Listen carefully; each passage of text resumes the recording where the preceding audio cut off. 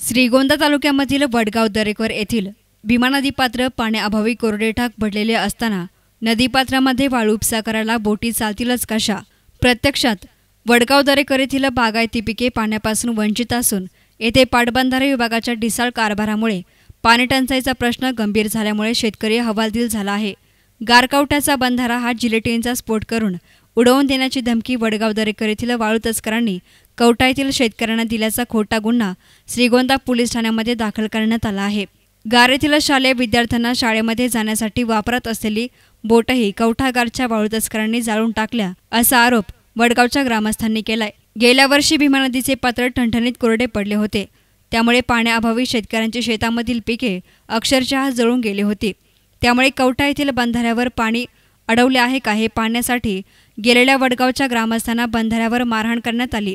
त्यामुळे वडगाव ग्रामस्थांनी पाटबंधारे विभागाच्या उपविभागीय कार्यालयासमोर तसेच शाखा कार्यालयाला टाळे ठोकून दौंड तहसीलदार विवेक साळुंके यांना निवेदन दिलं होतं। तसेच दौंड पोलीस ठाण्यामध्ये कवठा येथील 20 ते 25 लोकांविरुद्ध मारहाणीचा गुन्हा दाखल केला।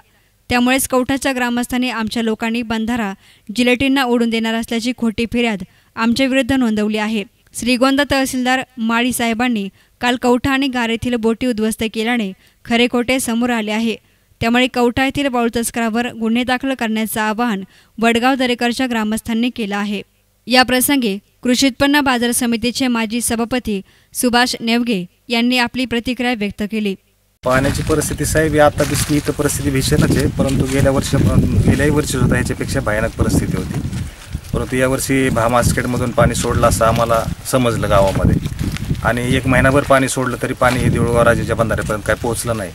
म्हणून वडगाव दरेकरमध्ये पाण्याची भीषण टंचाई असल्यामुळे गावातील प्रमुख कार्यकर्ते पाणी पाहण्यासाठी म्हणून खोरवडीच्या बंधाऱ्यावरती गेले। तर त्या बंधाऱ्यावरती अगोदरच ते कवठ्याची लोक म्हणजे दबा धरून बसलेली होती तिथं, आणि ही लोक तिथं पोहोचल्याबरोबर त्यांनी यांच्याशी बाचाबाची करून मारामारी करायला सुरुवात केली। वास्तविक पाहता तो बंधारा असा शासनाचा असताना सुद्धा ती मालकीचा आहे असं समजून ही लोक त्याची देखभाल करतात, आणि खालच्या पूर्व भागाला देऊळगाव असेल, वडगाव, पेडगाव, शिरापूर, हिंगणी, बिर्डी, मलठण, फार वाटलूच नायगावपर्यंत 2 वर्ष झालं पाण्याची टंचाई निर्माण झाली, परंतु एक थेंबसुद्धा पाण्याची खाली येऊन देत नाहीत। फक्त आमच्या वडगाव दरेकर मंडळी पाहण्यासाठी म्हणून तिथं गेली तर त्यांनी त्यांच्यावरती वेगवेगळ्या प्रकारचे आरोप लावले। आजसुद्धा मी वर्तमानपत्रामध्ये वाचलं, TV चॅनलवरती पाहिलं आहे, तर त्यांचं म्हणणं असं आलं की बाबा ह्या लोकांनी हे वाळू तस्कर आहेत आणि ह्यांच्या बोटी चालण्यासाठी म्हणून हे पाण्यासाठी गेले होते। वास्तविक पाहता त्यांचं त्याच न्यूजमध्ये असं स्टेटमेंट आहे की त्यांनी काल कवठा इथं 4 बोटी वाळू तस्करांच्या जाळल्या। जर कवठा इथं तुम्ही वाळू तस्करांच्या बोटी जाळत असाल तर वडगाव दरेकर इथं बोटी आहेत का याची शहानिशा तुम्ही केली का? आणि जर केली असेल तर तुम्ही इथल्या बोटी न जाळता तुम्ही तिथं बोटी जाळण्यासाठी कशासाठी केला? मी या गावामधील एक प्रमुख कार्यकर्ता म्हणून सांगतो की मी दौंड कृषी उत्पन्न बाजार समितीचा सभापती म्हणून काम केलं, विद्यमान संचालक म्हणून काम करतोय। आमच्या या गावामधील जी गेलेली सर्व मंडळी होती यातलं एकही मंडळी वाळू काढत नाही, आणखी वाळू तस्करीचा म्हणजे त्यांच्याकडून कुठल्याही प्रकारचा असा शासकीय गुन्हा होत नाही।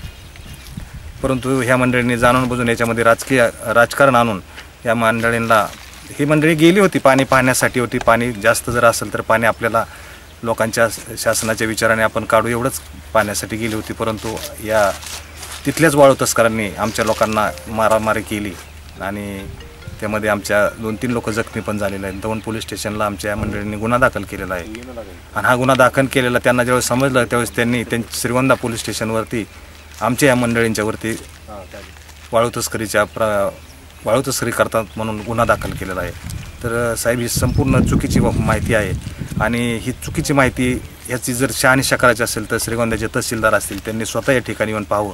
आम्ही सुद्धा त्यांच्या सर्व गोष्टी निदर्शनास आणून देऊ, आणि वडगाव दरेकर ग्रामस्थांचं हे 2-3 वर्षापासून जे पाण्याचं जे दुर्भिक्ष आहे हे संपवण्यासाठी आपण सर्वांनी मदत करावी। याच्यामध्ये राजकारण कुठलंही न करता हा जीवन मरणाचा प्रश्न आहे।